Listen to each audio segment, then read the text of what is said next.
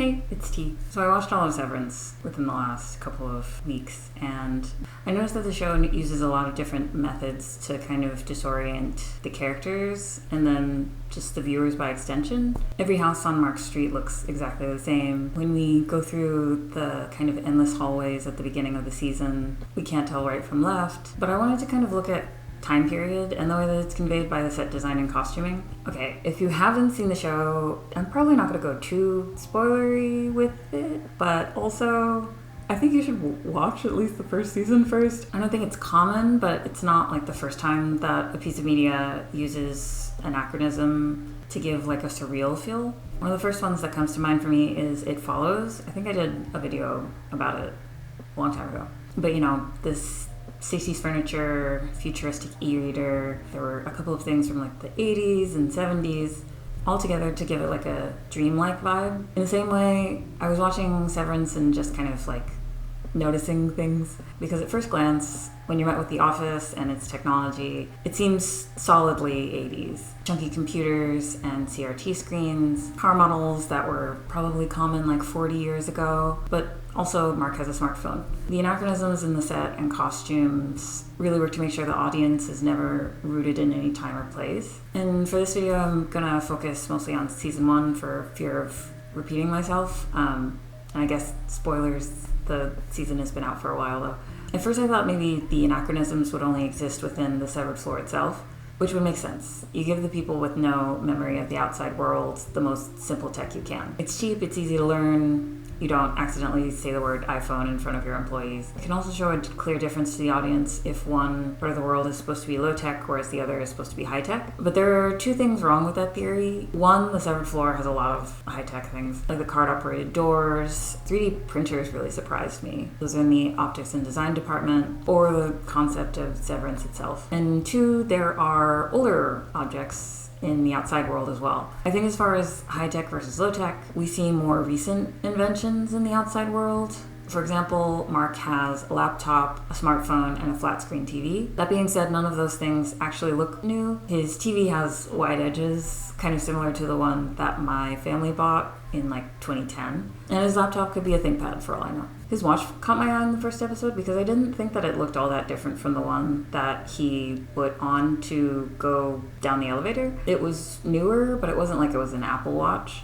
Most of his belongings seem solidly within the 2010s-ish, except his car, which, I don't know, looks 80s. I'm not a car person. It looks like something the Pixies would drive. But Mark's not the only one with tech that isn't updated. I noted Irv uses a boombox to play music, not an MP3 player, not his phone. Petey has a flip phone as well, which I guess would make sense even time period-wise if it was a burner. But it still felt notable, especially when it came to every other character who owns a smartphone. In the episode where we meet Ragabi, I noticed the lab equipment she uses looks fairly, well, not new, which I guess could also be explained by plot. You know, she probably doesn't have access to newer lab equipment. But I'd argue that the severed floor is sneakily high-tech.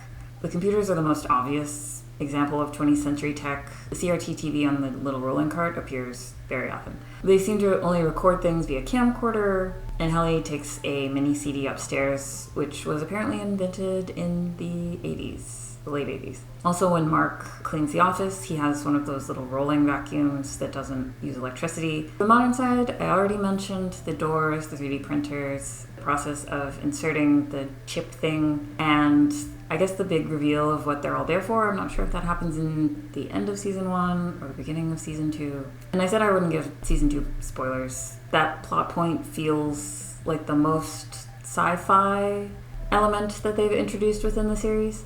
The lie detector / projector that they use in the break room feels like a mix of the modern and the retro. The place where the characters put their hands feels almost futuristic. I feel like in real life, you only ever put your hand fully on a lie detector if it's like a cheap kid's toy. It's in direct contrast to Milchick's headphones, and the light displays the words on the screen. In the security office, it feels like a perfect picture of retrofuturism, straight out of a movie like Alien. It might have a complex program to activate the innies, but it's also just like very simplistic lights and symbols and things like that. It's a really clever way to disguise the damage that the company is doing. Everything is round and plastic and beep boopy. I feel like we kind of associate that benign whimsy or fun with an old monitor or 80s Donkey Kong graphics. So it really throws you out of it when they reveal like the elevator to hell, for example. And tech isn't the only way that they mash time periods together. The general set design in quite a few locations is solidly out of time. Everyone seems to have some facet of a mid-century modern home, which, as the name implies, was popularized in the mid to late 20th century. Mark's sister Devon's house is like this to a T. From the exterior of the house to almost every room inside. Lots of clean lines, Scandinavian design, big windows, form over function. Other characters also have snippets of this, mostly in the lighting in their home. Very few appliances are modern. Mark and Irv specifically have plain white appliances. I said I wasn't going to talk about season 2, but I will for things that don't matter for the plot. I think it's interesting when the company rebrands in the first episode. They have these mid-century modern chairs and like updated robot chicken kind of graphics, as if they're moving some of the outside world inside, the modern world inside. Another thing from the first episode of season 2 that I thought was interesting, the kids' games that they show, namely the kind of like Pong-like game on the computer and the watering game, both of which were popular in the 80s and are treated as kind of like a normal thing that a kid would like, an 11-year-old, 12, 11, 13? A normal thing that a kid would like and not get bored by. Back on topic, and speaking of Irv specifically, I thought the episode where we learn more about him mixes the retro with the modern super well. When he goes into the trunk, we see him take out his father's naval uniform, which I would estimate to be World War II, maybe? Don't quote me on that. But if we use real-world logic, considering Irv's age, that would put Severance somewhere in the mid-2000s to modern day. Then he goes into the chest and pulls out a paper map, printouts of employee names, and what seems to be a modern credit card. No GPS, no MapQuest, just a real paper map juxtaposed with modern mail. And in a continuation of the sequence, when he goes out to his car, there's no clicky thing. You know the thing. The key itself tells him the make and model of the car. We also briefly see Dylan's home life in season 1. We see his son watching Felix the cat on TV. I'm not sure that this version is public domain, but if it is, that would explain its inclusion on a logistical level. But on an aesthetic level, it's a mid-century cartoon and otherwise wouldn't show up on modern TV, and many modern audiences might not even know the character or be able to place him in any time or place. Lumen itself is also entirely mid-century. The actual building that they use is Bell Laboratories in New Jersey. It was designed by Eero Saarinen and opened in 1962. In this curved article by Dinah Buds, they mentioned that it was built as a showpiece to represent a kind of corporate utopia. I love that idea, actually, because it's so at odds with what we think about work today, but it fits Lumen's mindset, that kind of cult-like atmosphere. The production designer, Jeremy Hindle, pictured post-war offices when reading the script, and the building really adds to that kind of retro feeling. For the offices themselves, Hindle drew from the 1967 French film Playtime and look of pharmaceutical companies of the time. The idea for the latter was to make the space beautiful enough to affect morale and keep people in office. Looking at the movie Playtime, it's easy to see the inspiration. I've never seen the film, but according to Wikipedia, it's set in a hyper-consumerist mid-century Paris. And at a certain point, the main character gets lost in a maze of offices. And in general, that kind of surrealism translates really well in Severance. One of the beginning sequences really stands out to me, where Mark is making turns and seems to know exactly where he's going, even though we do not. According to the article by Buds, Bell Labs was created to look futuristic in the 60s, and you can see it in the furniture choices as well as the building design. According to the Variety article, Hindle based the design of the computers on bulky, toy-like computers like iMacs and built the screen using CRT glass. For the mouse, he used a trackball for the actors to operate, with the goal of making it feel anachronistic and slightly alien. It reinforces the genre and pulls you from time and place, and makes you think, like, are we even in the same America? Probably not. I noticed a lot of the costumes of specific Lumen employees looks futuristic as well. A kind of sleek silhouette with very little detail. It feels like they're from Star Trek almost. And speaking of costume, I did want to spend some time on that because I think that Despite its presumed simplicity, the costuming communicates time period or lack thereof super well. According to the article in Vogue, Sarah Edwards, the costume designer, used an IBM dress code from the 60s and clothing from extreme religious groups as her starting point. And once I read that, the clothing choices really made sense, especially for the women. Lots of high collars, knee-length skirts, suit jackets on, very plain heels. Of course, we're assuming with all of their rules and protocol that Lumen has a dress code. But I also think the intense strictness of it, or no jewelry, ties, pantyhose, no flowy skirts, all fit together really well in creating a wardrobe that's not only conformist, but also could be from any time period. I'm not sure if every piece that the severed employees wear is custom, but many of them were.